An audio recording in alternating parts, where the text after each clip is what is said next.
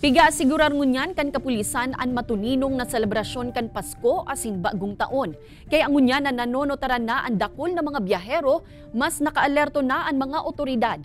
Alagad sa ibungkan pagpapahigot kan seguridad, dai magkakaigwanin muzzle taping o pagselyo nin mga badil ang PNP. Kung taano, aramunta sa report ni Jessica Calino. Marikas na padalagan kan mga lunadan, anaw obserbaran kan kapulisan sa may rekodo na ini sa kasentrohan kan banwaan in Bumbon. Kaya digdiman indapig pwestoan sa indang dictated checkpoint. Importante nga ni daan police visibility sa mga panahon na ini.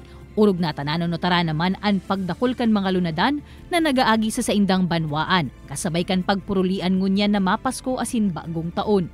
Para po ma-preventa ning mga aksidente dito po sa tinampo, asin para naman maiwasan ito mga may mga daindatang kaisipan na maaragi dito sa to.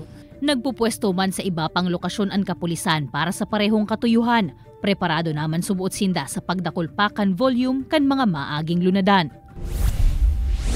Sa banwaan in Goa, pinanginotan kan Goa Municipal Police Station ang training kan mga newly appointed barangay tanod sa 34 barangay kan banwaan.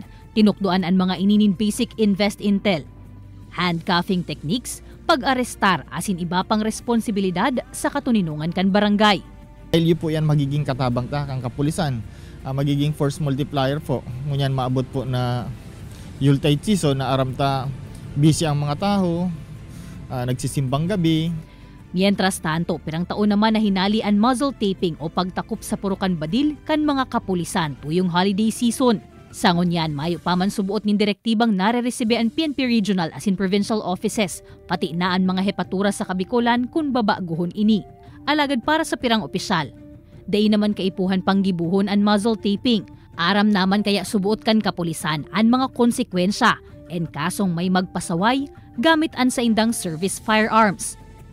Kaibanan si Gerald Gandia, Jessica Kalinog, Balitang Bicolandia.